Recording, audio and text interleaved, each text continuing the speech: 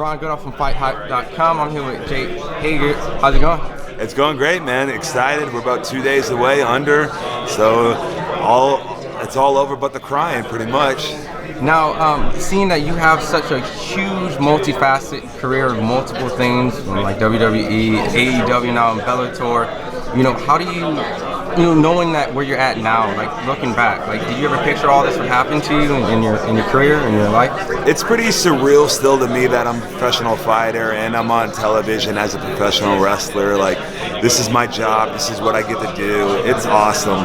Like, really, I wake up every morning and like my job is to go kill myself for 4 hours and really work hard and push the limit, and then I'm done. That's the best job in the world. It really is. I get to wake up, take my kids to school, pick them up, and that's my strength. It's still very surreal though that I'm doing it, and I'm still waiting to be pinched. Now, before I get into the Bellator questions, I think a lot of wrestling fans want to know what ultimately is the difference between the AEW and the WWE, that transition, and what's the difference overall? The biggest difference that I can see is that AEW is, we're a challenger brand, but we really have the momentum right now, and we really have a lot of people behind us.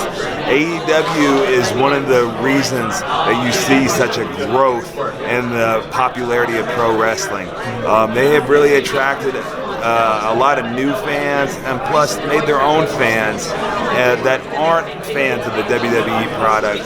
And it's really refreshing to see that, because I don't believe anybody should have a monopoly that allows companies like WWE to treat their talent a certain way, like assholes.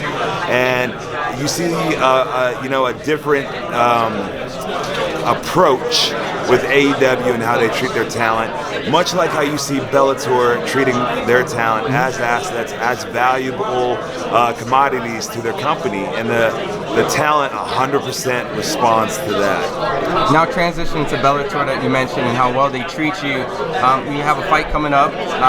Could you tell us a little bit about your opponent and pretty much? Yep, I'm fighting Anthony Garrett, Bellator 231 Friday night, Mohegan Sun.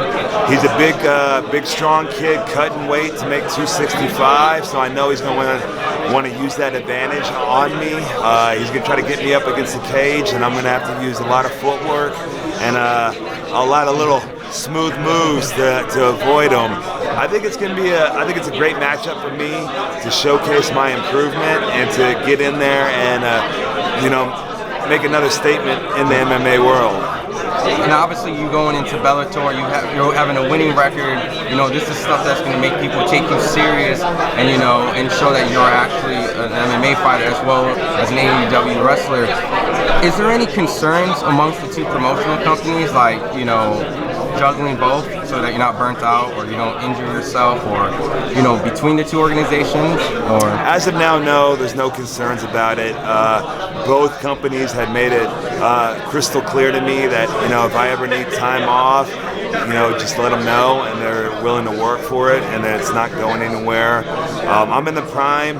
I'm 37, about to be 38, but I'm in the prime of my life right now. I was a late bloomer, so my body is just still responding and growing. And I think once they understand that, it makes it a lot easier for that decision or those worries to go away.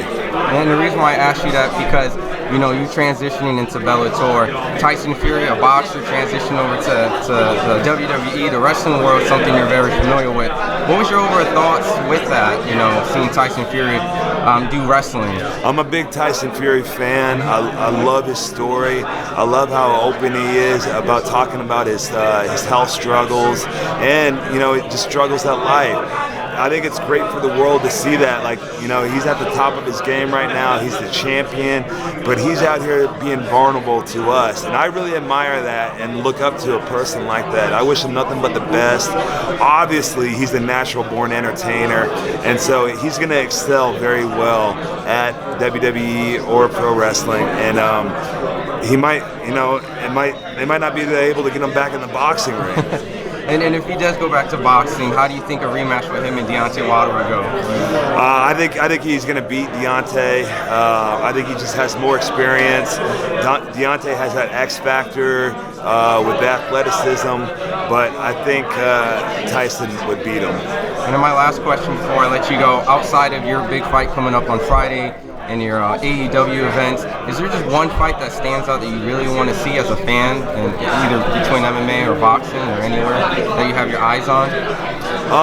I'm really excited to see Douglas Lima and Rory go at it for number 2. The first one was awesome.